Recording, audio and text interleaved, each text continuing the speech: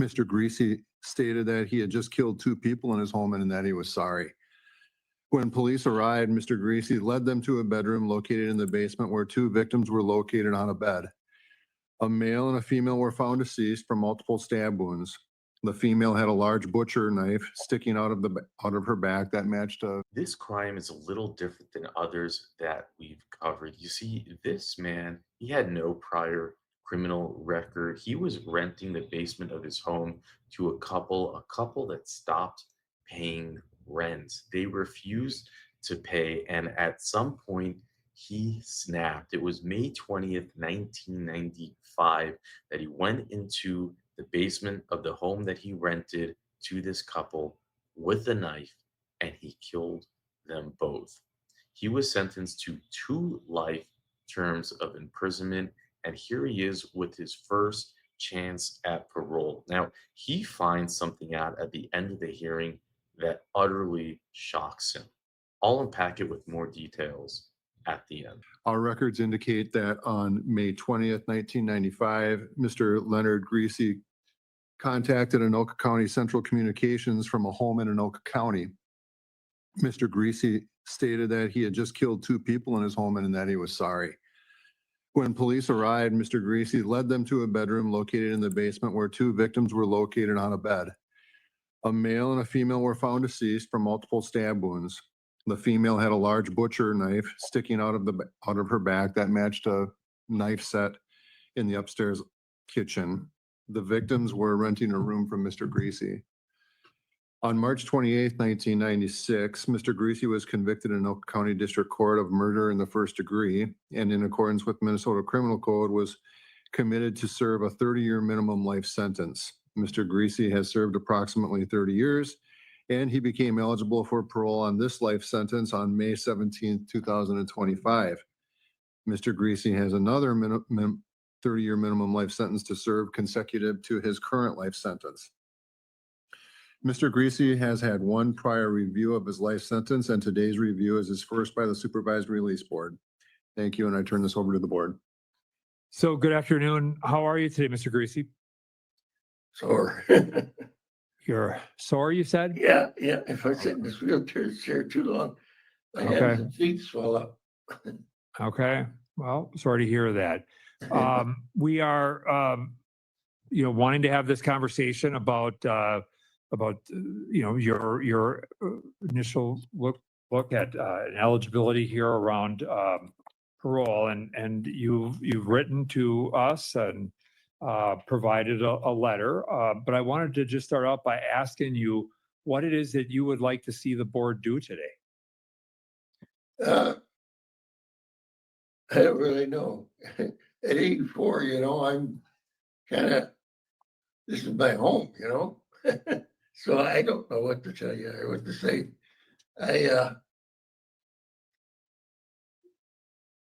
What would you like to know? Well, I mean, so I guess let me just ask a really blunt and straight question. Is where you are where you should be for the remainder of your days? Yeah, I'm happy here. Not bad. Do you believe that you deserve to have the opportunity to get out? Well, according to was that a judge that sent that letter said that I could be put on parole.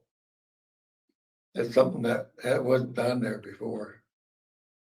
So I don't know. I guess I have to leave it up to you guys. But you understand that well, certainly it's the board's purview to make that decision. You understand that that's based on what we hear and what we see in you. Yeah. And so tell us, like, what should happen? I'd like to be put on parole to I don't know, what would you do with me? I don't know what to do. Yeah. Can I go to something like a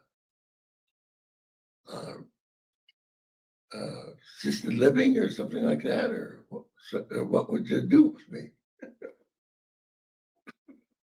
Yeah, you asked the $1 million question.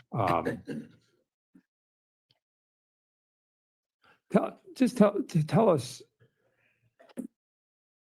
how do you square up your involvement in this offense? And Oh, what did you Captain. do here? Captain was, I didn't want anything to do with it. I wanted the girls to handle it because they wanted me to call the police again, and I wasn't going to do that. And I told her that, and she said, well, Susan says, dial the number and I'll talk to him. So I dialed the phone number and I handed it to her. And she said, you tell him. And she walked away. And I felt like I was being set up for something. I don't know what was going on. My wife was pissed at me, something terrible. She had that eviction notice, and because I wouldn't sign it, I told her it wouldn't do any good. You got to go to the sheriff's department and start actions there. And you can't just throw somebody out. It's not legal. She said she was going to take the furniture and everything and put it out by the road. I said, you can't do that. But she wouldn't listen. She just hollered at me. And I told him, don't take that eviction notice down there because he's drunker than hell, for one thing. And you don't know what he's going to do. Well, so she left. She went outside and planted more flowers by the garage. And Susan came back up again and said, he's going to do it. And I said, he's going to do what? He said, he's letting all the oxygen out of his canisters, and he's going to turn on the LP gas, and he's going to blow up the house with everybody in it. And man, I could hear the gas coming out of the bottles. I didn't know what to do. And I know that he had 3 guns down there. And so I got a knife and I went down there, and I didn't know what to do. I never expected to come out of that basement alive, to tell you the truth. Because the guy was so drunk that it's hard to explain how he was. I felt sorry for him, to tell you the truth.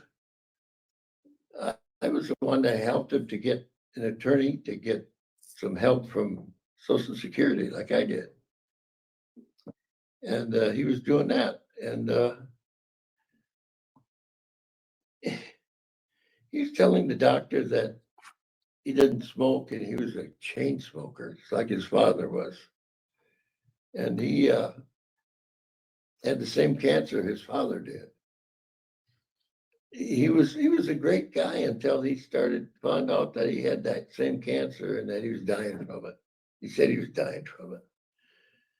And he said it, so he wanted to just drink himself to death because he didn't want his father to die like he did. He was just a little kid, and his father was in horrible pain.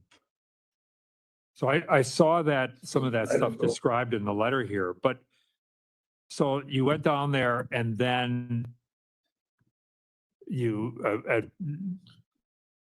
came up, there's 2 people dead in the basement. Yeah.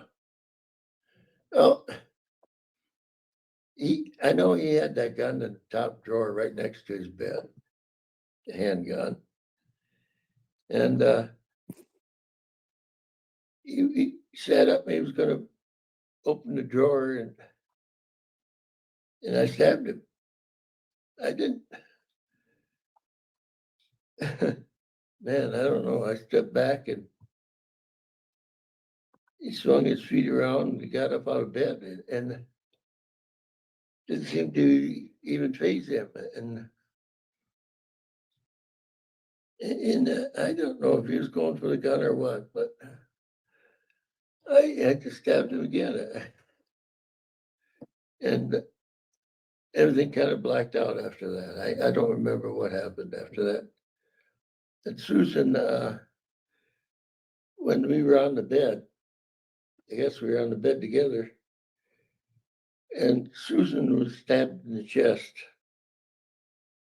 He had his hands on my hands, and we were pushing the knife around, and Susan got stabbed, and I thought, God, you know, I never wanted this to happen. I never really did. And so crap.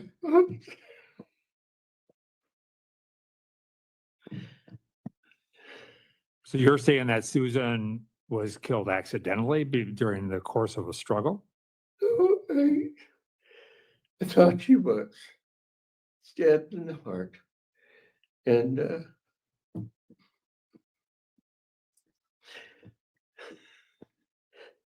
sorry. I just can't talk very well. I heard a lot from that.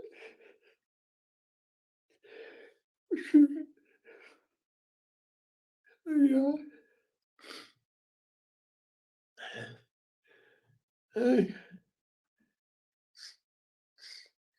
sat back or something and I let go of the knife and grabbed it out of her chest and pulled it out and he was going to stab me. I put my hands up and I grabbed hold of the knife blade and I pushed back.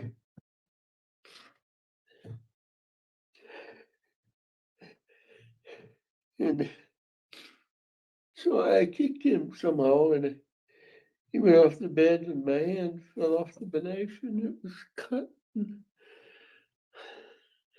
my fingers freeze up.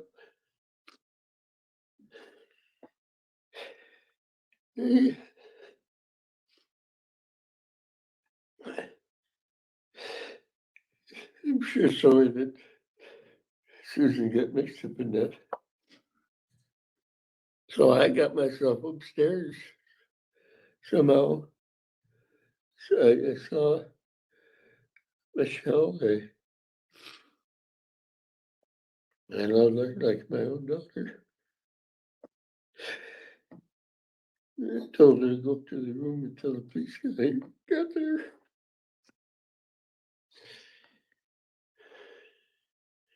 And that's all I know,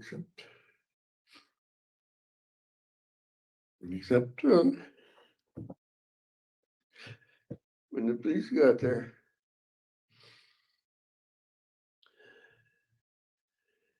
And I can't remember a lot.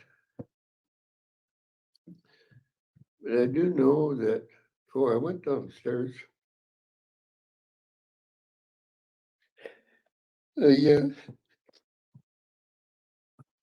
took all those pills because I wanted to die. But I didn't want anybody else to die.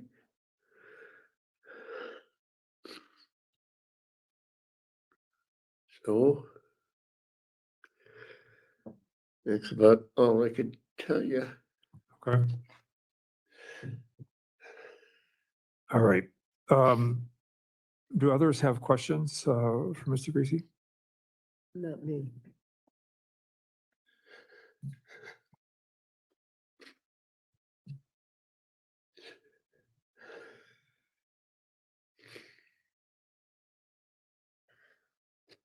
Mr. Griese, is there anything that you think is really critically important for the board to know before we start talking about what options there may be for you?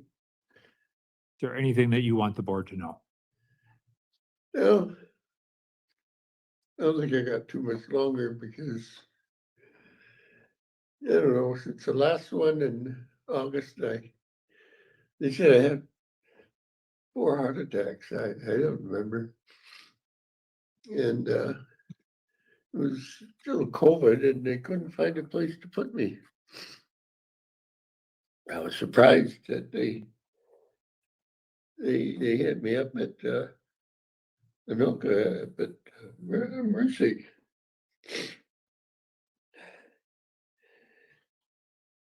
I've had nothing but problems ever since. So I don't know. I have to leave it up to you guys. Okay, thank you. All right, with that, I'm going to close this discussion and move to board discussion and deliberations on next steps. And with that, I would open it to the floor. Could I make a motion to parole him on this sentence and move him to a second? And we have, there's a second life sentence that's out there, Andrew. Is that your understanding as well? That would make sense. And the way that, just so there's a clear record of what happens here, is that he would be paroled from his current life sentence and onto his second life sentence, which typically would mean that he would not be seen by the board for a period of 27 years. And so we would then defer to the facility to make a determination if, anything with regard to change in placement. I would doubt that, given the fact that Faribault is where, we have the facilities and a unit that addresses folks who have higher medical needs and care. So he would likely remain there. Any questions about that from anybody? So there's a Don't have motion and we have a motion and a second. I'll just do board member Bray to the motion. Yeah. Board member Earhart, Yes. board member Larson. Yes. And Schnell votes yes. Mr. Griese, obviously you have a second life sentence here, as you know, right? Yeah, And so we're going to parole you effective, is he parole eligible today? Sir. When was his parole eligibility? Full eligibility date was.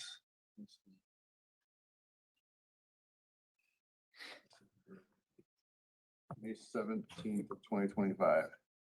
So May 17th, let's make a parole would be effective that day, I think, just to make it coincide with that. So we would do a little bit of retro back to May. And then that would be the start of that second life sentence.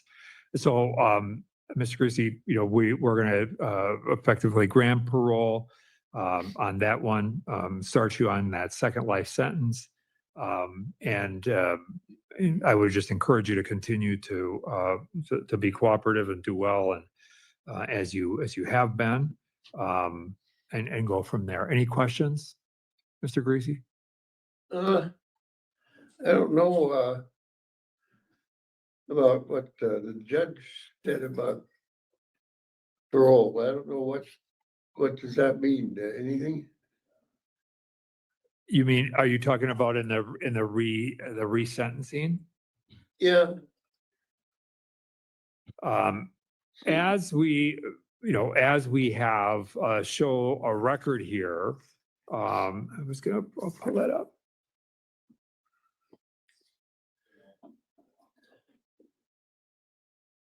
I saw that there was a.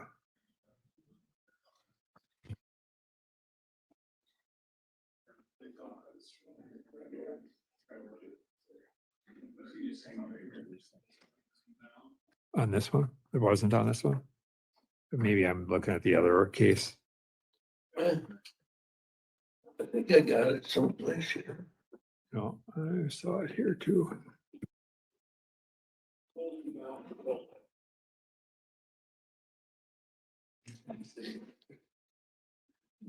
Yep. They show a second life sentence there. I made a note from his file that said consider denying parole and continuing for 3 years while a specific plan is developed for his Yeah, release to an but he- assisted care. He has the original sentence that was imposed. Let's go look at the.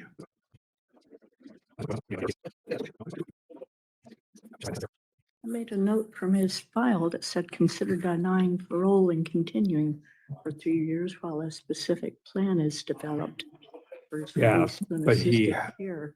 He has the original sentence that was imposed.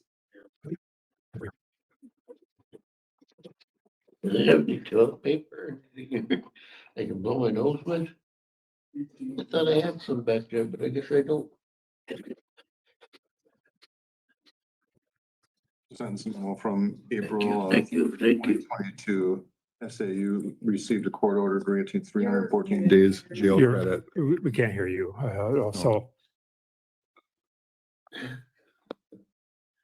Sentence administration received a quarter, he was granted 314 days of jail credit on applied to count one, and that which gave him the May 17th, 2025 release date or parole eligibility date on the first active sentence.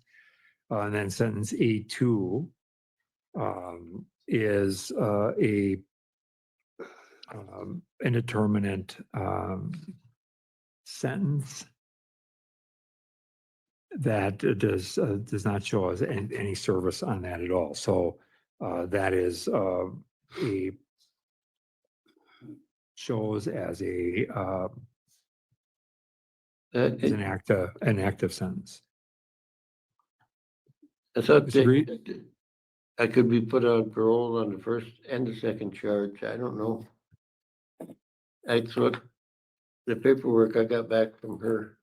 Okay, so here's what I'm gonna do, just because I want to make sure, is that we're gonna, we'll take that action. And did we do a vote already?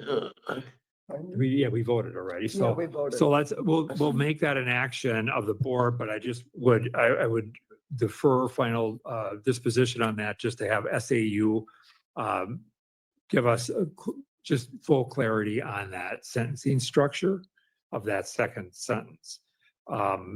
Assuming everything as we believe it today, we would have, we would proceed with the May 17th parole date and moving him into the second sentence. If there would be any change in that from SAU, we'd come back to the board at the next meeting. Okay, Does he understand that this would be beginning? Yeah, Mr. Griese, you understand that the way this is structured as it stands today, you would now be starting, effective in May, you would be starting a second life sentence related to the second homicide. You understand that? yeah, this is what she said to the second sentence. Who is it? Lindbergh, I guess. Credit for, that Mr. Griese was sentenced to a life sentence with the possibility of parole executed forthwith. There are no credit days for jail time on that. But can I be paroled for the second charge for what she says here or what? No? No, the way it sits today is there's two separate life sentences were imposed. And that they are to be served consecutively. And that's what we will have SAU provide verification of, just to make sure, because I know there's been several appellate actions here over the course of time in terms of looking at the file. So we'll just verify that. And then, we would confirm it to you in writing. Okay? Okay. All right. We appreciate you being here today and we wish you well. Yeah, thank you. Thank you. Thank you. All right. Take care. I mean, the gravity of the situation, what just happened is that he realized that he is going to all likelihood die in prison. Can you imagine having What's that? the understanding that Yes, sir. this would be parole, that you can get out, that and all of a sudden the parole board's like, no, you're starting life sentence number 2. I mean, this was just a depressing hearing. And it seems like what happened was, is that he was the landlord um, for this married couple who lived in the basement. It seemed that they were going through some frustrations around eviction. They couldn't evict. He was frustrated. His wife was giving him a hard time. And what he did is he just went downstairs with a knife and stabbed both of them to death. The Griese rented out the basement of their home to Trafton and Bishop in the fall of 1994. The relationship between Griese's and their tenants was uneventful through late 1994. Through Trafton was not paying his rent. In late 94, early 95, however, Trafton and Griese began to argue about the unpaid rent, which by the time of the killing amounted to just over $1,900. Can you even imagine? This was over $1,900 in unpaid rent. Two of these arguments escalated into shoving matches between Trafton and Griese. By April or May, Griese and Trafton Bishop argued 2 or 3 times weekly, usually over the rent or use of the car Griese bought in Bishop's name. Yikes, what a mess. So he and his family living in his house couldn't get them out, called the cops, nothing happened, so he killed them. I'm reading Lady Holly's notes. This hearing happened out of Minnesota on June 24th, and I always love going into Lady Holly's spreadsheet, Lady Holly notes. It brings her back here with us. Although I think at this point we have to admit or be realistic that she's no longer with us. But every time we go through her, she is here. And I there's a lot of information that Lady Holly provides.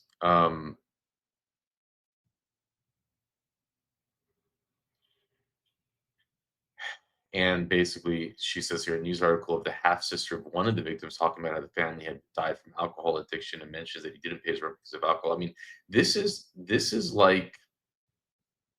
just an interesting case. These are one of the cases that and I'll put the appeal if you want more information, but I think it's pretty clear cut what happened here.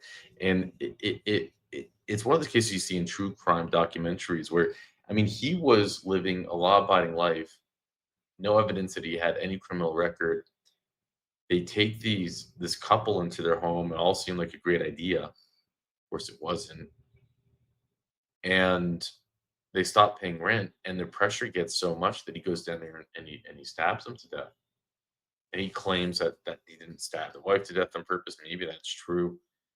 I mean, he claims he thought they had guns, but he was found guilty for 2 counts of premeditated murder. This wasn't um, you don't go down there with a knife unless you want to kill them. He's saying it, but it's just the strangest thing. And you know what's interesting about this? He went to trial.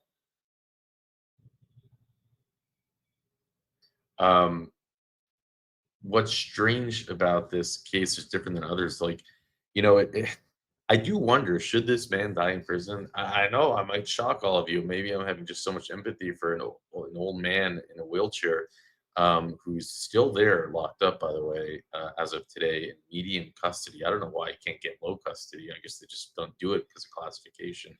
But it's not like a typical murder. Like it almost feels like he just snapped, but he didn't because he went down there with a knife, and that almost makes a difference. You can't do that. But man, if you've got people in your house, you're struggling financially, they're not paying rent, your wife is pissed off at you because it was your dumb idea to do it, and they're just draining on everything you have, your car and the house, and you can't get them out, and you just snap. It's like one of those cases where you just snap. And his wife divorced him a few years later. Lady Holly has in the notes, and he lost everything. And what's interesting about this is he cried. I felt the tears were genuine. I don't think he seemed to. Am I giving him too much credit? I don't think he's a monster. I think he's just someone who snapped.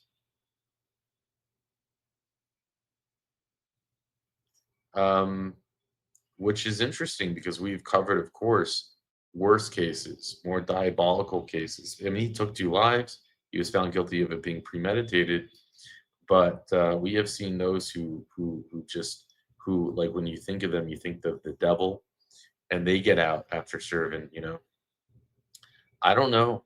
Just send it. Like this is one of the cases. Send the man to an old age. Like send him where he wants a little bit of better quality life. But that's just me. I don't know. Maybe I'm being too. This case is just crazy. Um, very depressing. But there you have it. I'll read Lady Holly's fact of the day because we do have that here. So let's just do that.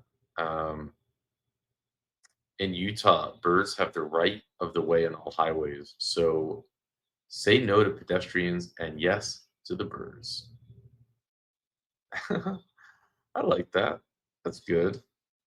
For y'all who don't know, I did live in Utah for a little tiny little bit of my life, and I loved it. Out of all the states I've lived in, which I've lived in a few, Utah was my favorite. I would go snowboarding in the winter. I had my Jeep Wrangler, my 1997, 98 Jeep Wrangler. That was just perfect for all seasons. And it was, and the holiday Christmas season was so beautiful there with the lights and the snow. Just a beautiful, beautiful, beautiful area. I know Utah's a huge state, depends where you go, but I never saw the crime there either that I see in these Utah parole hearings. That's what always shocked me. When I started seeing the parole hearings in Utah, I was like, what? Utah, my Utah? But yeah, it's crazy. Utah's like the crime there is so all the tattoos and the gangs. I never saw it where I was, and that's a crazy thing. But there you go.